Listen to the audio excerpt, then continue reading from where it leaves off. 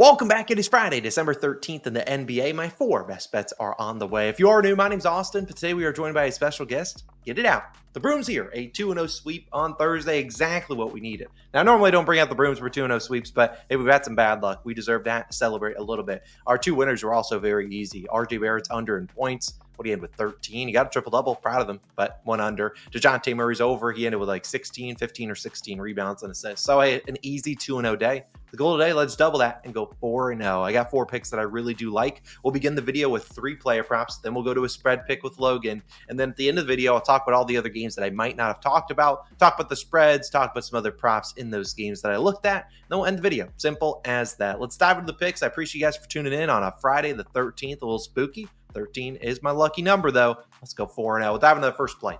We're heading out to Philly, where I'm taking Myles Turner's over 13.5 points, minus 106 on Caesars for 1 unit. Now, the Pacers are on the road here in Philadelphia, and I really like this spot for Myles Turner. Now, Turner hasn't had the most upside this season. He's been a consistent scorer. The upside hasn't really been there. I think this is a game he could score 20 points. Now, Turner is averaging 15.3 points per game, so above this average, but he's only over in 48% of games. So he was over in 65% last year. Now, I put the ceiling, the floor there, though, 12 points in 70% of games. So he's getting right close to that. Now, does 12 points get us anything today? No, not really. We need him to score 14. But I do think that the upside for him there, he's been consistent getting to 10 to 12 points. I think there's upside for more in this matchup against Joel Embiid. We've seen his last four versus Embiid. He has scored 20, 22, 17, and 20 points. You see double-digit field goal attempts in all those games. And the minutes honestly haven't been great. 30, 29, 19, and 27 minutes. So even in 4 games where I'm pretty confident he got into foul trouble because he had 4 or 5 fouls in all those games, he still was able to hit the over. Now, the Pacers were hit with a ton of injuries to their backcourt or front court this season.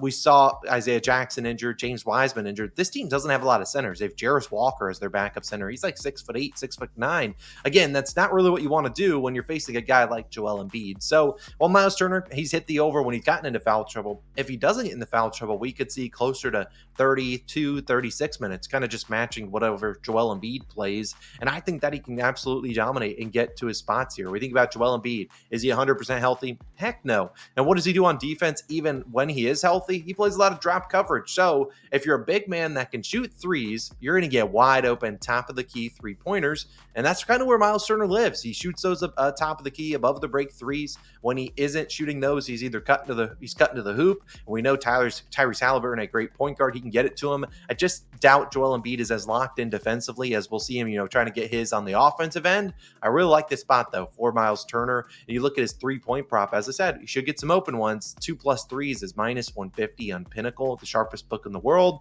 It's a little bit better odds than other books, but again, over this line at 9 of 13 this season when he's made 2 or more threes.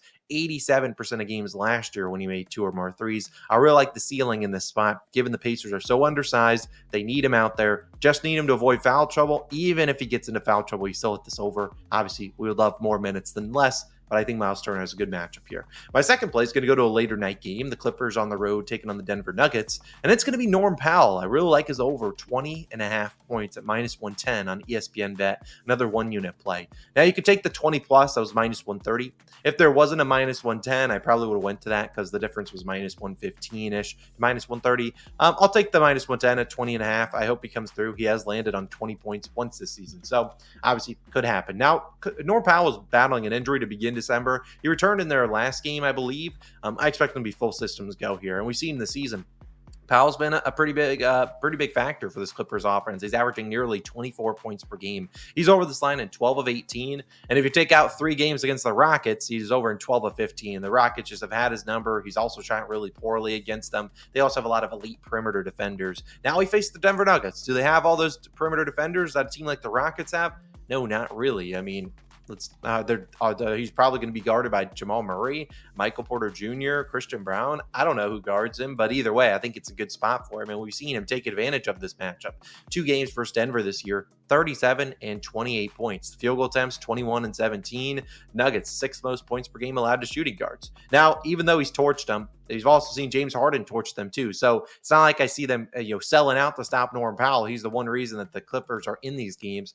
It's been a lot of James Harden as well. And I look at this as a good spot for Norm Powell to get going. We look at how he scores, his 2 primary ways of scoring. 25% in transition, 20% spot up shooting. The Nuggets ranked 20th and 28th defensively there. So look, spot up shooting, that's Norm Powell's go-to. That's where he'll score probably majority of his points in the half court, obviously. And look, I think this is a good spot for him. We've seen Powell. Where does he score his points? We talked about how. Where, though? 50% of his points come on above the break threes, where the Nuggets rank 23rd, which is what, 7th worst. And then another 38% are either in the restricted area or just in the paint non-restricted area, where they rank 24th. So again, two good spots for him to score. We look at the over-under in this game, set to 228.5. Points are expected. The Clippers a little short-handed with no Derek Jones Jr., no Terrence Mann. I think we'll see maybe a few more minutes to Norm Powell. Honestly, like those guys in there because they don't really shoot at all. But I still think Norm Powell can get the volume, 15 to 20 shots tonight. The Nuggets are a faster playing team, especially at home. I really like Norm Powell tonight. Give me his over 20.5 points. I think it's a good spot. Good buy low given, the last few games against the Rockets. The last game was against the Rockets. He struggled. I really like this spot here for Norm Powell. To get the minutes, get the volume, I think he comes through. And my third favorite prop of the day is one that we've taken many times in the same exact matchup, and that is Rudy Gobert to record a double-double. Some books have it just the over double-double. Some books just have the double-double yes or no. Obviously, we're taking the yes. We need Rudy to get 10 points and 10 rebounds tonight. If he gets 10 assists, tomorrow I will record shirtless because that's not happening. You will not get 10 assists. 10 blocks, I put in a 1 in a million chance of getting it done. 10 steals, not happening either. So again, 10 points, 10 rebounds, what we need from Gobert. Now, Gobert has a double-double so far this season, or in 11 of his last 12 versus the Lakers. This season is about 10 of 23. It's not the best hit rate, but again, that has included 2 games against the Lakers this season. 13 and 14, 17 and 12. So a double-double in both of them. We've talked about his track record against them. 11 of his last 12. He's been really good against Anthony Davis. Now, the Lakers will be down LeBron James tonight. Who do they put in the starting lineup? Your guess is as good as mine. Obviously, you're going to think, well, no LeBron. A lot of it's going to go on Anthony Davis. And yeah, I agree with you. I think Anthony Davis will be a big factor on offense. But again, a lot of his energy now will be going on offense. Who else do they have to score? Austin Reeves might not even play. So Anthony Davis is going to be locked in and really given a lot of energy on that offensive side to keep this Lakers team in this one on the road. Will he be as energized on defense? I don't think so. He's already been pretty bad in terms of stopping centers scoring against this team. The Lakers give up a lot of rebounds to centers. It wouldn't shock me if AD gives all his energy on the offensive side, but on the defensive side, he's like, I'm guarding Gobert. I'm just going to play lazy. We see Gobert get some offensive rebounds. We see Gobert be able to cut to the hoop and score there. Like, he's just had a good track record here, so I'll continue to roll with him. We took his points and rebounds the last time. That was 22.5. I don't mind that here, but I'll take the double-double. I think he gets 10 points and 10 rebounds tonight. Love the spot for him.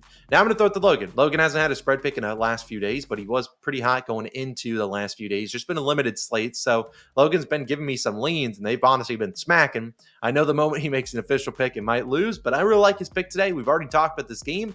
Logan, take it away.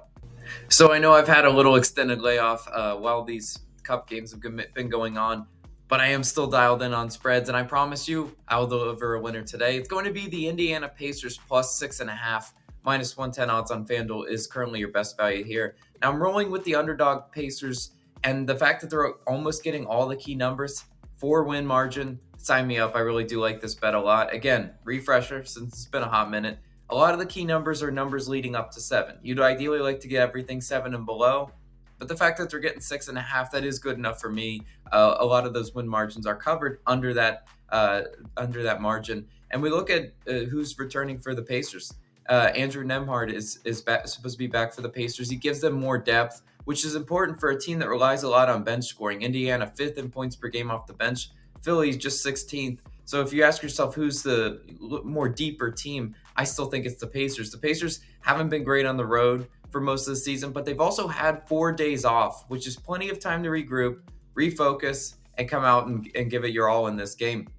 Because sometimes we see the road trips or the road games really wear on some teams. I think it's worn on the Pacers, but this is a good spot for them. Pacers also play fast. 6th in pace compared to the Sixers, just 30th in pace. Really contrast of styles there. Can the Pacers speed them up? Can you speed up Philly, make them not get into those half-court sets? I think they definitely can. They will look to speed up Philly, and that should work to their advantage. Last point of note, Pacers defense makes you beat them one-on-one. There isn't a lot of chemistry with this big three yet for Philadelphia, and it wouldn't surprise me at all if the shot making isn't there for Philly. Will Philly win this game? Maybe. But again, getting 6.5, that is a lot of points. Again, it's a lot of it is kind of the factor that Embiid is back. So that shifts the spread in Philly's direction. But again, could the market have overcorrected itself a little bit? I think so. I like the Pacers plus 6.5 as my best bet of the day. Let's start rolling with the spreads. Austin, throwing it back to you, though. Hey, I've talked about the Pacers before. I think it's a big Myles Turner game. Getting all those key numbers in there. Pacers, have they been good on the road? No.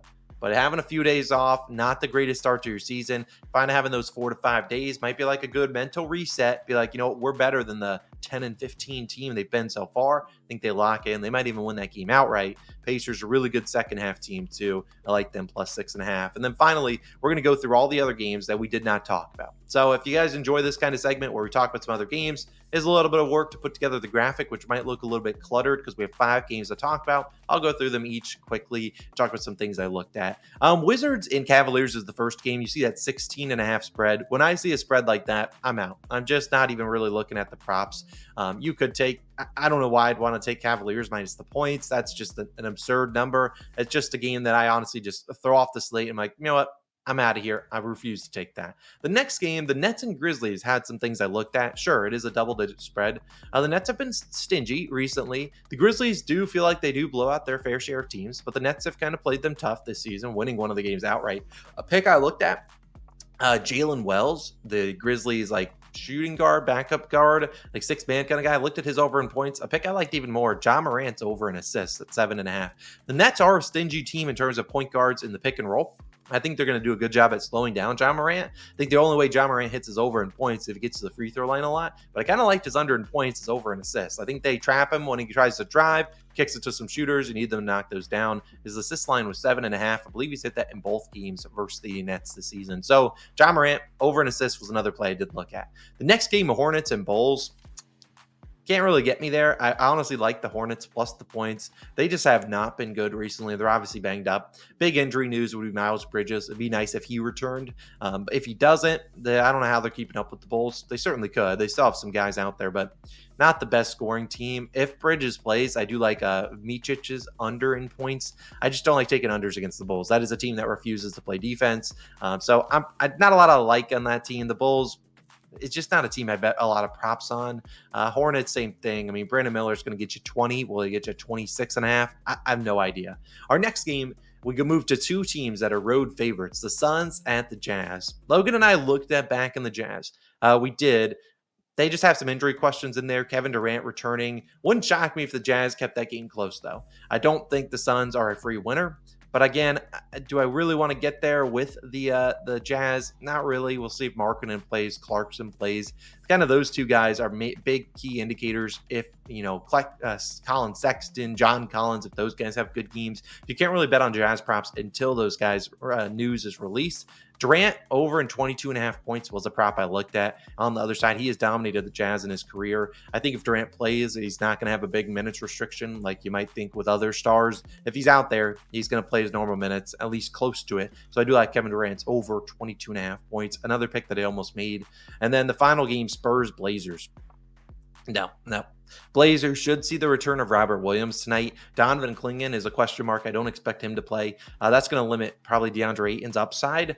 Spurs side, I've seen people on Wembanyama's over in threes. I feel like the Blazers do a pretty good job defensively on him. So if you want an under, I do like Victor Wembanyama under 25.5 points. We've seen in the previous games against the Blazers, they put a wing on him, where they put like a Denny Avdia or Tumani Kamara on him, and he ended up going under and soaring under because they have a small guy on him instead of putting a center that can't go out there and defend him. So I might honestly add that play.